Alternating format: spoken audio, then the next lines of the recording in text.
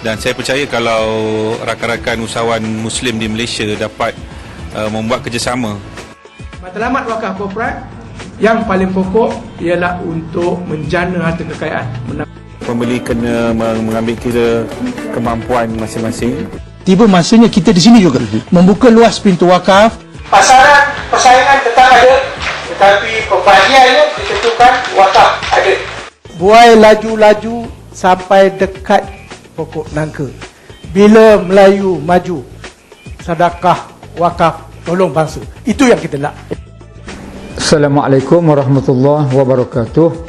Saya Haji Nik Yusof selaku Setiausaha Agung DPRM.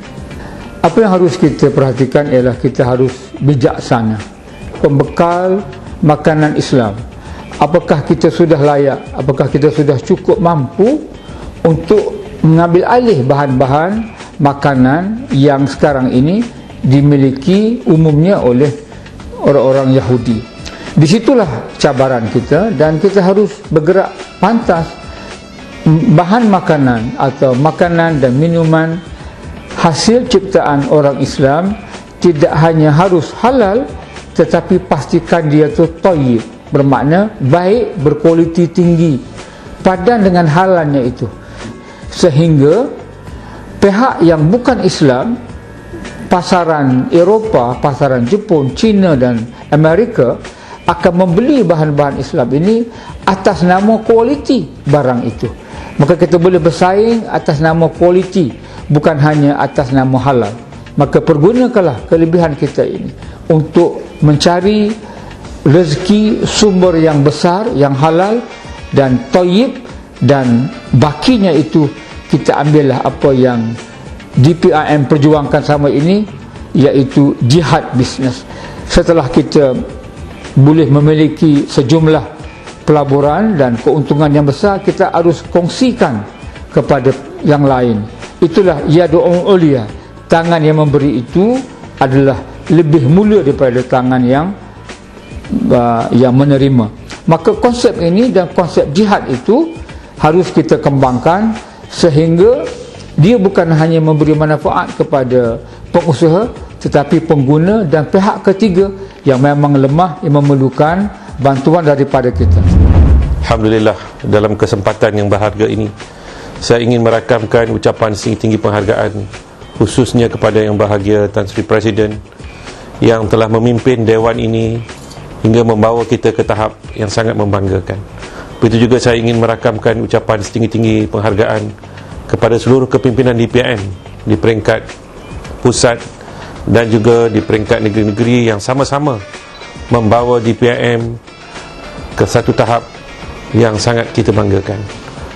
Dalam usia DPRM yang telah mencapai usia umur 21 tahun penubuhannya, kita merasakan sudah sampai masanya DPRM mengorak langkah dengan lebih jauh lagi.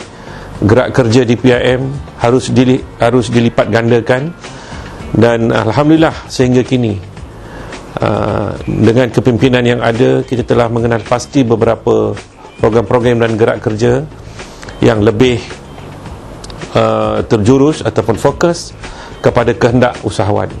Sebagai contohnya, kita telah menggerakkan usaha meningkatkan kerjasama ataupun engagement dengan badan-badan ataupun agensi-agensi yang berkaitan dengan pembangunan usahawan. Begitu juga engagement kita dengan pihak universiti sebagai contohnya. Sehingga kini kita telah menjalankan hubungan lebih daripada 5 universiti yang besar di negara kita, dan dalam konteks ini banyak kerjasama, perniagaan dan penyelidikan dapat kita laksanakan. Kita mengharapkan melalui penyusunan semula DPRM dengan penyertaan golongan muda, insya-Allah masa depan DPRM akan terus gemilang dan cemerlang. Kita dapati hari ini semakin tinggi minat golongan muda ataupun usahawan muda untuk bersama-sama DPRM kerana mereka melihat adanya kelainan di dalam DPRM ini.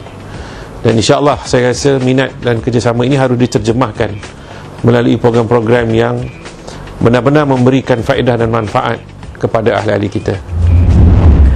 Alhamdulillah, Dewan Perdagangan Islam Malaysia semakin melangkah ke hadapan dalam memperjuangkan apa yang kita telah jadikan agenda utama Dewan. Antara yang paling penting ialah mendapat sambutan masyarakat tentang beberapa konsep yang insya-Allah akan dapat mengubah, mentransformasikan umat Islam, khasnya dalam bidang perniagaan dan bisnes, supaya dapat meningkat pada satu tahap yang lebih kukuh. Dan yang paling penting yang kita perjuangkan bersama ialah menentukan supaya konsep-konsep yang diperjuangkan oleh Dewan seperti jihad bisnes, terutamanya dengan fokus kepada membina rangkaian bisnes network antara ahli-ahli melalui program rakan jihad bisnes, kita pertingkatkan supaya melibatkan lebih ramai ahli. Dan syukur Alhamdulillah, beberapa daripada kumpulan-kumpulan rakan jihad bisnes ini kita dapati sangat aktif dan berjaya memenuhi cita-cita dan aspirasi ahli-ahli dan juga seperti yang dihasratkan oleh DPIM. Saya juga menyeru ahli-ahli Dewan Perdagangan Islam Malaysia, sama ada di peringkat pusat dan khasnya di negeri-negeri, supaya membina networking atau jaringan bisnes kukuh dan menggalakkan ahli-ahli kita mengukuhkan persepakatan antara satu sama lain. Tanpa networking atau jaringan, kita akan berniaga napsi-napsi secara individu, dan ini bukan sesuatu yang dapat memberi kita kekuatan. Dan satu lagi agenda dan program yang sedang kita laksanakan dengan hebat ialah konsep wakaf korporat. Alhamdulillah, semakin banyak universiti yang berminat, dan hari ini pun Dewan Perdagangan Islam Malaysia bekerja rapat dengan beberapa universiti, dan ada yang universiti yang berebut-rebut nak menjadi universiti pertama sebagai sebuah universiti wakaf. Dan kalau ini dapat kita jayakan, bermakna konsep wakaf korporat ini bermula dengan universiti akan dapat diterima baik oleh masyarakat dan negara. Dan harapan kita ialah satu hari nanti institusi wakaf korporat ini juga akan diterima baik oleh kerajaan Malaysia.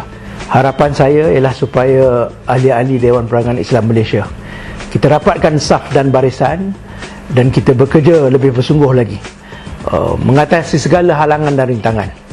Apa yang telah kita capai sebelum ini merupakan satu langkah ke hadapan, tetapi perjalanan kita masih jauh.